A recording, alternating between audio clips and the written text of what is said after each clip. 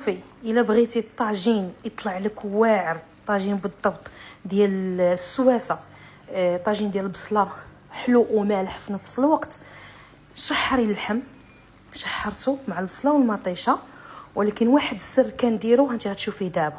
البصله من بعد ما كنقطعها كندير عليها السنيده، هي اللي كتعطيني ديك الحلاوه في الطاجين.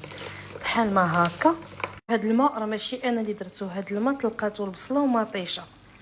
السنيده من بعد ما كديريها شوفي كي كترجع الماء هنا كي داير، كتهبط لتحت. كنشد البصله وكنخويها من الفوق.